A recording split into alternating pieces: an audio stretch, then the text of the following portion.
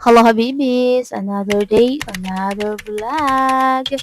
By the way Habibis, ito yung time na ayoko talagang i-edit tong video na 'to. Alam niyo kung bakit? Siyempre hindi, 'di ba? Yun nga, sa kadahilanan na sobrang bitin yung pag-uwi ko this time and kung nakikita niyo yung mother ko kanina, ayun 'no, kung nakikita niyo yun sa malayo, yan, yung nasa saging. Yes po, ito po yung mga tanim namin na saging since dati-dati pa, 'di ba? And yan yung time na last day ko na sa probinsya kasi nga may mga personal na nangyari sa buhay-buhay, gano'n habibis. Bale since sobrang mahal na mahal ako ng mother ko, huy, para bang ako lang ang anak, hindi gano'n. Pero since nga alam niya na mga food na normal yung like ganyan, saging, mga gulay, mga greens, yan yung mga hilig-hilig ko 'pag umuuwi ako. Is yan, nag-decide siya talaga na kahit hindi ko sinabi na kunin yung saging diyan. And ayoko talagang i-edit 'to kasi naiiyak ako kasi sobrang bitin yung pag-uwi ko, as in bitin na bitin. Alam mo yung gumastos ako ng malaki tapos ang araw ko lang sa nanay ko is 3 days. As in 3 days lang talaga habibi. Sobrang bitin ko, hindi ko nayakap ng sobra-sobra yung nanay ko, hindi ko na-bonding ng sobra-sobra. Pero sabi ko nga lahat ng bagay may purpose.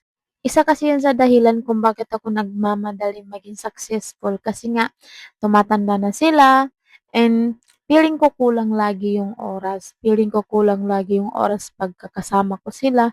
Uy, ba't ako naiiyak? Nami-miss ko ang nanay at tatay ko, ba't gano'n? Eto na nga ba sabi ko, eh, kaya ayokong i-edit 'tong vlog ko sa province, eh. Kasi nga, ay naku, nabitin talaga ang mother niyo. So iyon, so kung nakikita niyo, ano ba 'to, ano ba yung tawag diyan? Tinataga, ayun, tinataga namin yung saging para siyempre makuha yung bunga, ano pa ba, gano'n habibis. 'Yan, pinapatawa na lang natin yung sarili natin kasi nga yun nga naluluha tayo kasi nga nabitin tayo. So, kung mapapanood lang ng nanay ko 'to, I love you so much. Alam naman niya lagi ako nag-a-I love you sa kanya kasi nga hindi ko maintindihan kung bakit feeling ko laging kulang yung oras ko sa kanila. And pagka nag-uusap kami, umaabot kami ng 2 oras sa cellphone.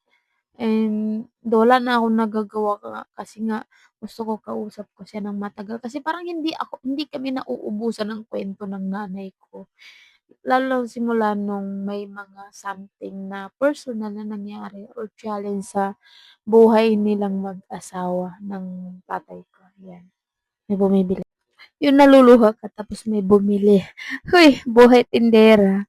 Charot. So, ayan, kung nakikita niyo diyan, may lumalapit na kalabaw. Oo, kalabaw na may nakasakay na tao. And ito po yung mga bata na kung saan nung nakatira pa ako diyan is sa amin minsan alam mo yun, basta yun na yun, eh, gusto kaming tulungan sabi ko, kaya naman maskulado ang ate mo, gano'n. Hindi, charis lang. And dito po sa probinsya namin sobrang payapa, sobrang alam mo yun, napaka-peaceful. Sobrang green ng makikita mo lahat.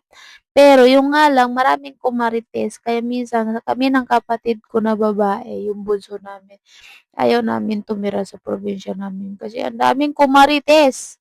Oo, ayoko talaga ng mga marites, kaya iyan.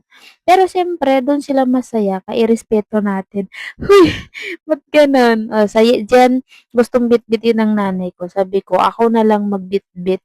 Kasi habang nandiyan ako, siyempre 'pag wala ako diyan, 'di ko naman mabibitbit lahat ng gusto niyang bitbitin. Pero sabi ko sa sarili ko, habang nandiyan ako, hindi siya magbibitbit ng mabigat 'pag nakikita ko. Kasi 'tong nanay ko may katigasan din talagang ulo. Oo, 'pag binagbawalan mo, eh, gustong gawin ng lahat ng gustong gawin, gano'n. Pero I love you, mother. Sobrang love na love ko 'yan. Ayan, binigay ko yung itak, bulo tawag sa'min 'yan, and ako na din nagbitbit nung saging. Kung nakikita niyo 'yan, oh, 'yan ang mother ko, 'di ba? Ayan, oh, ang bigat-bigat nung binitbit ko.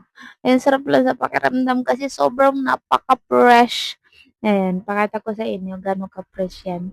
O see, sabi ng nanay ko, ganyan daw gawin, ganyan. O sabi ko, ako na lang. O nilapag ko ulit yung cellphone, siyempre. 'Di ba? May dagta-dagta pa yung katawan ko. Lapag. Tapos, yan, turuan na ako ng nanay ko. Tinuruan, nabubulol. 'Di ba? Ganyan daw, ganyan. Ganyan. Tapos sabay nagkukuwentuhan kami ng nanay ko diyan. Kaya minute ko na lang, binoice over ko na lang kasi baka marinig niyo yung mga pinagtsismismisan namin sa live. Hoy, tsismosa yan, may pinagmanahan. Charot, hindi. Kaya nga kung ano kami sa ay bakit may motor? Ayan, kung ano kami sa cellphone, kung paano kami makipag-usap sa cellphone, gano'n din kami mag-usap ng personal, katagal-tagal. Oo, tingnan niyo napaka-fresh, napakasarap niyang 'yan yung saging na saba na kakapitas pa lang tapos manamis-namis yung lasa, alam mo 'yun, 'di ba? Sabi ng nanay ko ganyan, yung dagta daw mahirap tanggalin. Sinabi ko na sa inyo yung iba, yung natatandaan ko lang na sinabi ko diyan, ayan. Tapos sabi ko nga ang kuwento ko pa diyan, nagkaroon ako ng rashes kasi hindi ko alam kung allergic kasi ayaw magpa-check-up ng mother niyo, ayaw magpa-check-up pa ng ayaw magpa-check-up ng habibis niyo kaya hindi ko alam kung anong symptoms ng mga rashes ko sa katawan. Ewan ko ba takot ako sa resulta ng kuwan, takot ako lagi sa resulta ng test ba, check-up, gano'n. Pero kung sa mga mahal ko sa buhay, naku, grabe talaga akong mag-push, "Magpa-check-up ka na, ito ng pera, gano'n, gano'n, gagawa ko paraan, pa-check-up ka lang." Oh, 'di ba? Sabi ng nanay ko, kukunin na lang daw niya 'to tapos ibababa na niya sa baba, 'di ba?